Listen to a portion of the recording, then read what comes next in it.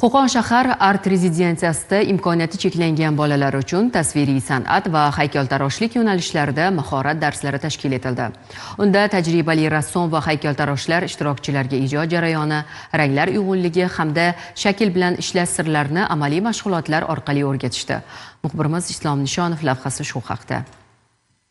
Mubina Shonazarova mo'y qalamni og'zida tutgancha oppoq qog'oz yuzida sehrli bir dunyoni yaratmoqda.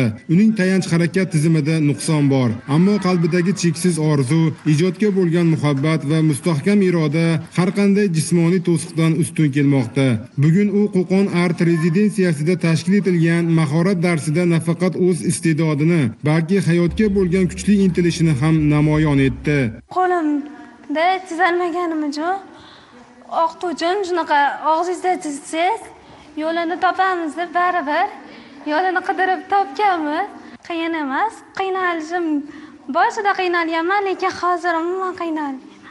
Shu kuni san'at maskanida o'zgacha muhit hukm surdi. Qurbon hayiti va xalqaro bolalarni himoya qilish kuni munosabati bilan imkoniyati cheklangan yoshlar uchun tasviriy san'at va haykaltaroshlik yo'nalishlarida mahorat darslari tashkillandi. Rezidensiyaning tajribali rassom va haykaltaroshlari ishtirokchilarga ijod sirlari, ranglar uyg'unligi hamda shakl bilan ishlashning nozik jihatlarini amaliy tarzda ko'rsatib berishdi. Ijtimoiy himoya milliy agentligi tasarrufidagi 9-sonli tayanch harakatda nuqsoni bo'lgan bolalar uchun ixtisoslashtirilgan maktab-internat o'quvchilarini bugun mana biz Qo'qon shahar art rezidensiyasiga olib keldik. Bu yerda o'zini ishini mutaxassislari, iste'dodli rassomlardan bolalarimiz mahorat darslarini olishyapti. O'quvchilarimiz ichida iste'dodli o'quvchilarimiz juda ham ko'p. Bulardan kitobxonlari bor, chiroyli rasmlar chizishadi, rassomchilik bo'yicha ham juda ham ko'p iste'dodlari bor.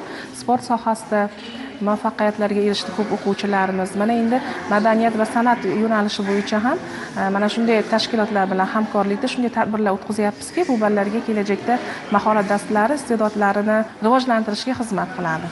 Tadbir davomida ishtirokchilar nafaqat yangi bilim va ko'nikmalarga ega bo'lishdi, balki o'zaro muloqot, qo'llab-quvvatlash va motivatsiya muhitini ham his qilishdi. Uchrashuv yakunida barcha qatnashchilar tashkilotchilar tomonidan esdalik sovg'alari bilan taqdirlandi.